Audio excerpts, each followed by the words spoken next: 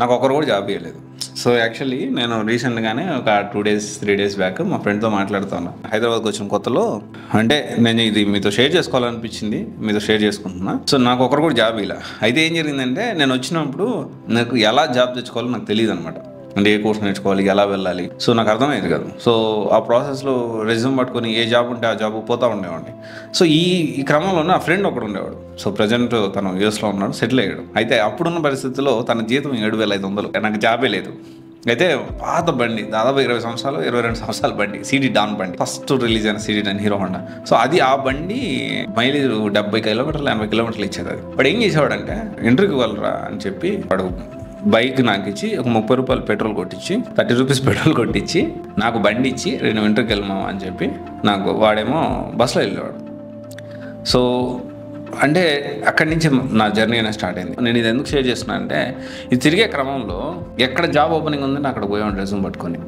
అంటే I don't have clarity, నాకు clarity లేదు. ఎందుకు క్లారిటీ లేదు, అసలు కోర్స్ నేర్చుకోవాలనే విషయం కూడా నాకు తెలియదు. అప్పుడు ఒక కోర్స్ నేర్చుకోవాలి, కోర్స్ నేర్చుకుంటే ఒక జాబ్ వస్తుంది అనే విషయం కూడా నాకు తెలియదు. అంటే నాన్ ఐటీ జాబ్కి వెళ్ళేవాడిని, ఇంకో జాబ్కి వెళ్ళేవాడిని, మార్కెటింగ్ జాబ్కి వెళ్ళేవాడిని, ఏ జాబ్ ఉంటే ఆ జాబ్. అంటే ఒక ప్రాపర్ ఒక కోర్స్ నేర్చుకోవాలి, ఒకటి చేస్తే నెక్స్ట్ 5 years ఫ్యూచర్ ఇంత జీతం వస్తుంది, 10 yearsలో ఇలా ఉండబోతుంది.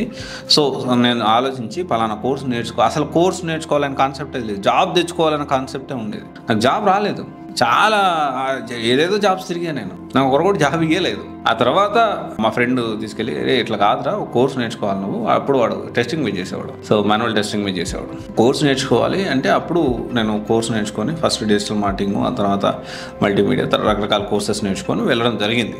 అయితే ఇక్కడ మనం అర్థం చేసుకోవాల్సిన విషయం ఏంటంటే ఇప్పటికీ చాలామంది నాకు జాబ్ కావాలంటున్నారు, కానీ ఏం చేస్తే నాకు జాబ్ వస్తుంది, ఎలా వెళ్ళాలి, ఎలా ముందుకెళ్ళాలి అనే విషయం ఆలోచించట్లేదు. ఆలోచించండి, ఏ కోర్స్ నేర్చుకోవాలి, నాకు జాబ్ కావాలి అనే దానికంటే ముందు ఏ కోర్స్ నేర్చుకుంటే జాబ్ వస్తుంది అనే క్వశ్చన్ మీరు రైజ్ చేసుకుని దాని మీద రీసెర్చ్, దాని మీద మీరు ఎవరైనా అడగాలనుకున్నా దాని మీద అడగండి, అప్పుడు బాగుంటుంది. ఓకేనా, ఇది ఒకసారి ఆలోచించండి. అక్కడి నుంచి now he settle in US, అతను వైఫ్ ఇద్దరు యూఎస్లో సెటిల్ అయిపోయారు.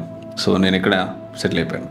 అంటే ఇక్కడ ఏంటి, it is the span of 9 years. అక్కడి నుంచి నా ఫ్రెండ్ నాకు 30 రూపాయలు ఒక బైక్ పెట్రోల్ కొట్టించి పంపించి ఇంటర్వ్యూస్కి పంపించే స్టేజ్ నుంచి సో సంవాట్ నేను చాలా దూరం వచ్చాను. నోవేర్ ఎవరు లేరు నాకు ఇక్కడ హైదరాబాద్లో.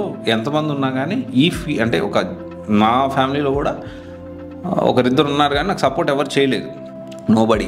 ఓకే, సో మా రిలేటివ్స్ అందరూ కూడా ఎవరు సపోర్ట్ చేయలేదు. నా పేరెంట్స్ సపోర్ట్ చేస్తారు అండ్ నేను ఇక్కడికి వచ్చాను. సో నేనే అన్నీ తెలుసుకున్నాను, ముందుకు వచ్చాను. సో ఇలా ఉంటుందన్నమాట. సో ఇదొకసారి ఆలోచించండి. నాకైతే జాబ్ ఎవరు ఇవ్వలేదు, నాకు ఒకరు కూడా జాబ్ ఇలా. సో మీరు అందుకనే కోర్స్ నేర్చుకోండి, మంచి స్కిల్ ఉందనుకోండి, మంచి కోర్స్ స్కిల్ ఉందనుకోండి, ఆటోమేటిక్గా జాబ్ వస్తుంది. Thank you. This is Raj signing off.